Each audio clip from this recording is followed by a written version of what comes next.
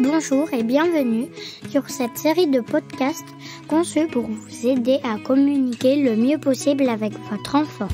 Aux jeunes parents, on demande souvent si l'enfant dort bien ou mange bien. Plus rarement s'il parle bien. Pourtant, bien parler est tout aussi vital.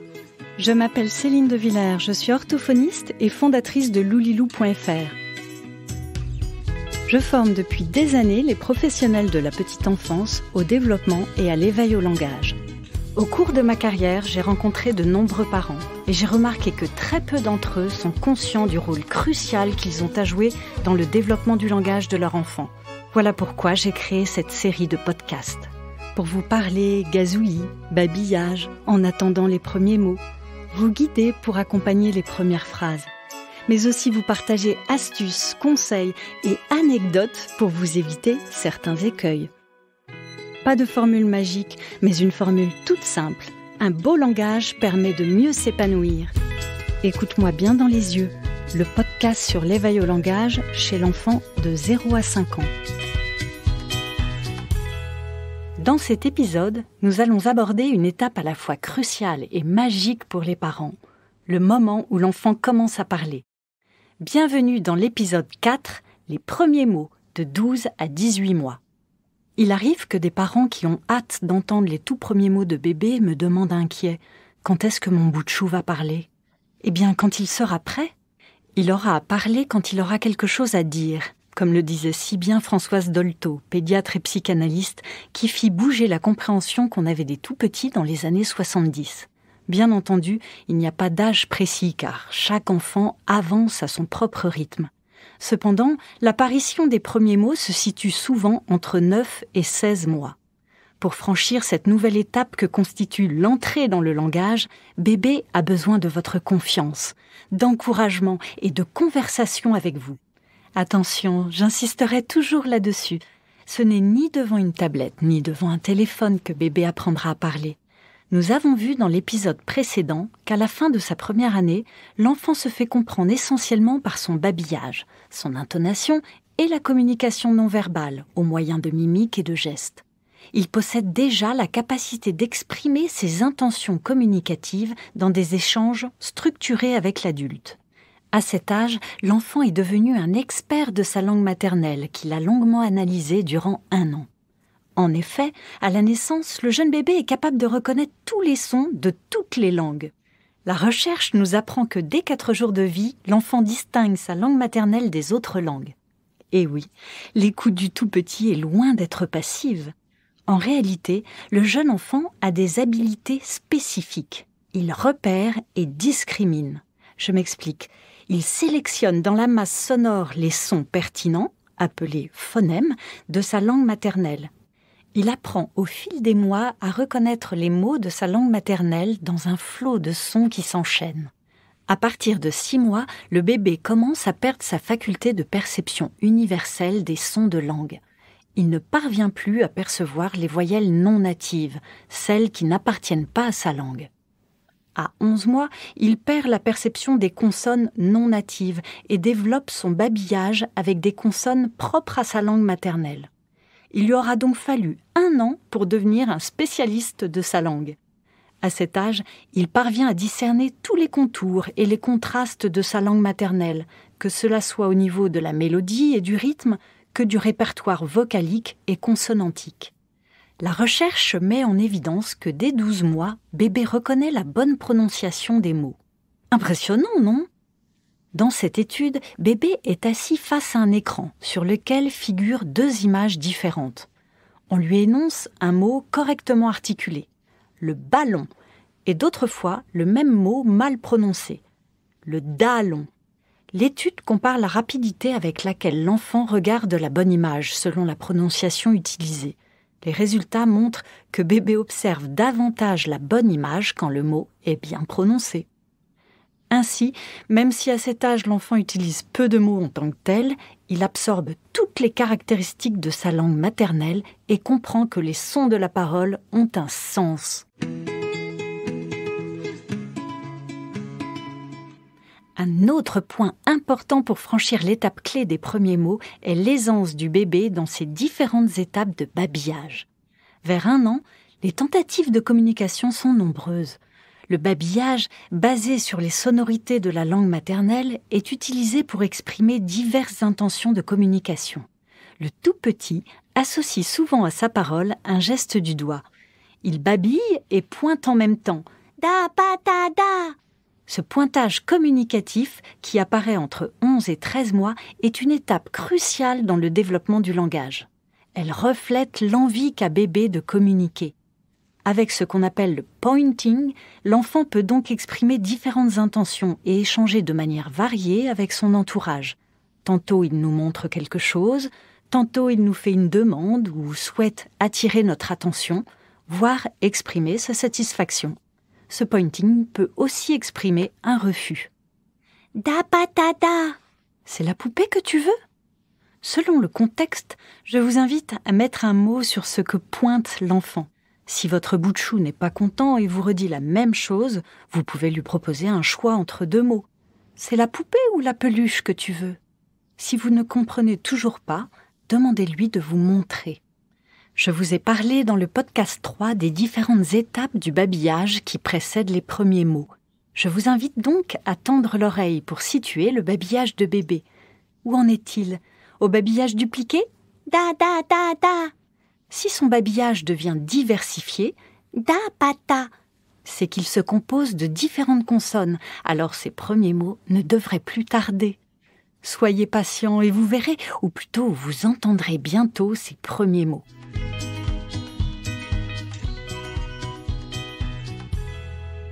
En tant que parent, vous ne le savez peut-être pas, mais vous faites déjà beaucoup avec votre bout de chou afin d'éveiller son langage. En fait, vous renvoyez naturellement à bébé les bonnes formes de langage et vous les enrichissez en même temps. Par exemple, quand votre tout petit regarde un chien qui passe dans la rue et dit en pointant du doigt « Ouah, ouah », le papa ou la maman que vous êtes, qui sait que « ouah, ouah » veut dire chien, répond généralement « Le chien, oui, c'est un chien, il aboie le chien. Toi aussi tu as un chien en peluche. » Cet exemple montre bien que bien souvent le parent complète les énoncés de son bout de chou en les ramenant à des expériences connues. Cette posture aide beaucoup l'enfant à avancer dans le langage. Vers 1 an, l'enfant se montre curieux du monde qui l'entoure. Il imite de plus en plus les personnes avec lesquelles il vit et reproduit des intonations. Par exemple, il imite nos conversations au téléphone en mettant la main contre sa joue et en disant « Allô ». En parallèle de ces expériences, l'enfant découvre également la marche, autre étape très attendue par son entourage. On entend souvent dire d'ailleurs qu'il ne peut pas à la fois dire ses premiers mots et faire ses premiers pas. Laissez-lui le temps. Se concentrer sur ces 2 fonctions qui demandent énormément d'efforts en même temps est de l'ordre de l'exploit. Puis un beau jour, vers 13 mois, « Tada papa !» Le babillage de bébé va traîner sur la dernière syllabe, ce qui est une étape charnière pour entrer dans le langage. La recherche a montré que l'enfant allongeait significativement sa syllabe finale en disant « Tada papa !» Je me souviens de mon mari qui, fou de joie, avait réagi à cet allongement en lui donnant immédiatement du sens. « Papa ? Tu as dit papa ? Mais oui, c'est papa !» Cette reformulation et cet encouragement positif contribuent à donner envie à l'enfant de recommencer. Mais inutile de vous préciser qu'Audrey, ce jour-là, en disant « Tada papa », n'avait pas réellement dit le mot « papa ».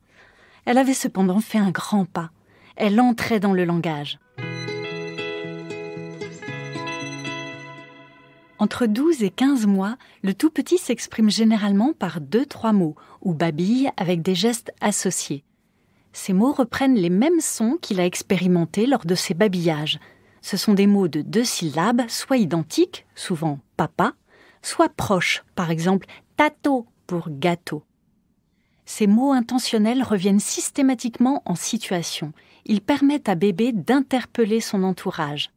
À cet âge, le tout petit guette souvent nos réactions en quête d'approbation ou de permission. Il expérimente ainsi nos « oui » et parfois aussi nos « non ». Bien souvent, les premiers mots ne sont pas bien articulés. Par exemple, le mot « lapin » peut être dit « pain » dès que bébé pointe le petit animal dans son imagier. Cependant, ils ont vraiment une valeur représentative dans l'esprit du tout petit. L'enfant commence à comprendre que toute chose a un nom. Je me souviens de Mathilde, mon aînée, qui, un jour dans la rue, pointa du doigt le rototoire. J'ai mis un moment à comprendre qu'elle parlait du trottoir.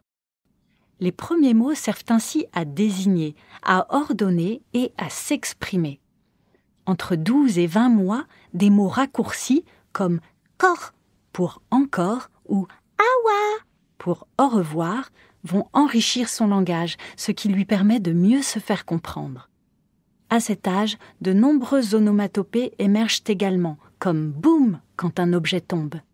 L'enfant s'amuse souvent à répéter par imitation des bruits ludiques pour désigner un objet. « Vroom » pour nommer une voiture ou « miaou » pour un chat. Côté compréhension, bébé comprend bien plus de mots qu'il n'en exprime, environ une 30aine. Ces mots sont compris pendant les routines ou lorsqu'on lui parle d'objets familiers absents, par exemple son biberon ou son doudou.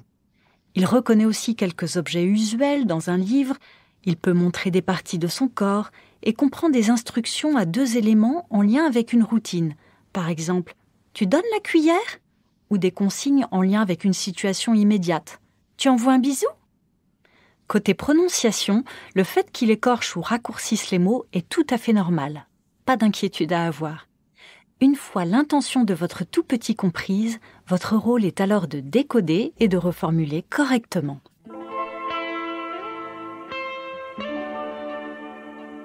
Voyons maintenant comment accompagner l'enfant dans cette grande étape. Le plus important est de porter attention à ce que dit l'enfant, d'essayer de le comprendre et de lui montrer que vous répondez à ses tentatives de communication. Cela le sécurise énormément et lui donne envie d'avancer dans la conquête du langage. Ensuite, respecter ses centres d'intérêt est fondamental car un enfant est plus enclin à apprendre dans la joie et le plaisir que dans un moment dirigé, dans le sens imposé par l'adulte. De manière pratique, comment faire ? Pour commencer, je souhaite vous sensibiliser à bien différencier le fait de parler à l'enfant et de parler avec l'enfant. Nombreux sont les parents qui me disent qu'ils parlent à leur enfant et qui me donnent comme exemple ce type de phrase. « Viens ici. Mets-toi là. Non, pas comme ça.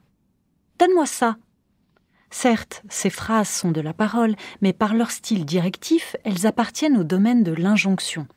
Quand je vous invite à parler avec l'enfant, je fais référence à d'authentiques conversations basées sur un intérêt sincère pour ce que fait ou dit l'enfant. Par exemple, « Waouh, tu sautes haut! Comment as-tu fait cette tour ?» Vous pouvez aussi regarder et raconter avec lui de petits livres d'images. Les livres sonores sur les bruits d'animaux plaisent beaucoup en général à cet âge, car l'enfant découvre le cri associé à chaque animal. Il a envie de le répéter et rigole bien souvent de vos imitations. Les collections Mes petits imagiers sonores chez Gallimard ou les livres sonores chez Grunt sont vraiment adaptés. Les premiers imagiers permettent aussi des instants privilégiés qui vont travailler sa capacité d'écoute dans un moment partagé de tendresse. J'adore le livre « Le mini-imagier de la maison » aux éditions Larousse des Petits. Il a un format si pratique qu'on peut l'emmener partout. Alors, pour passer un bon moment autour d'un livre, le mieux est de placer l'enfant sur vos genoux ou de l'entourer de vos bras. Installez-le confortablement afin qu'il puisse bien voir le livre. Il est important de lui parler en utilisant des mots exacts qui servent à étiqueter les choses du monde. Par exemple, c'est la vache et non c'est la meu. Et de formuler aussi des petites phrases correctes. En fait, il s'agit de lui proposer un langage ni trop simple, ni trop compliqué. Faites-vous confiance. Vos descriptions, vos questions, vos consignes et l'état de vos émotions sont autant d'exemples de phrases qui lui serviront de modèle pour apprendre naturellement à parler. Vous pouvez chanter, voire mimer des comptines avec des gestes. Je pense à des comptines comme « un siphon, fond, fond »,« bateau sur l'eau »,« à dada sur mon bidet »,« fais dodo, colla mon petit frère ». L'enfant est aussi très réactif aux comptines qui entraînent un contact physique. Par exemple, c'est la petite bête qui monte, ou à cheval gendarme, à pied bourguignon. Pensez à celles intemporelles que vous chantez vos parents. Vous pouvez jouer avec des marionnettes. J'adore les animaux en fourrure dans lesquels on glisse la main pour faire parler l'animal. Vous pouvez jouer au ballon en insistant sur les tours de rôle. À toi, à moi, ou faire rouler des petites voitures.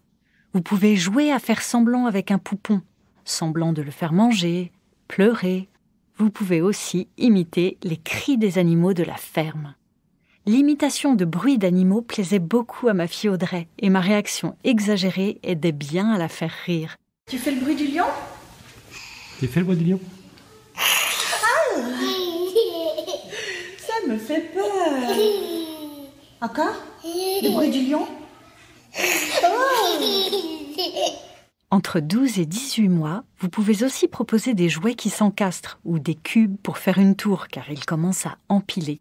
J'insiste sur le fait que le jeune enfant se développe en manipulant des objets du réel. Faire une tour sur l'iPad à cet âge n'a aucun intérêt cognitif ou langagier. Par contre, faire tomber la tour et s'écrier « Badaboum, les cubes sont tombés !» est ultra porteur pour l'enfant. Vous connaissez désormais les étapes nécessaires au jeune enfant pour entrer dans le langage. Être un expert de sa langue maternelle, utiliser le pointing, partager des conversations de qualité avec vous et se sentir compris. Alors il ne vous reste plus qu'à lui parler avec tendresse et un vocabulaire précis pour bien l'accompagner dans cette période linguistique. Ainsi se termine l'épisode 4 intitulé « Les premiers mots de 12 à 18 mois ». J'espère qu'il vous a plu. Je vous donne rendez-vous avec l'épisode 5, les premières phrases de 18 mois à 2 ans. Vous pourrez trouver davantage de ressources gratuites sur le sujet, vidéos et articles, sur le site loulilou.fr ou la chaîne YouTube. C'était Écoute-moi bien dans les yeux, la série de podcasts sur l'éveil au langage de 0 à 5 ans, imaginée et écrite par Céline De Villers, produite par Logarithme.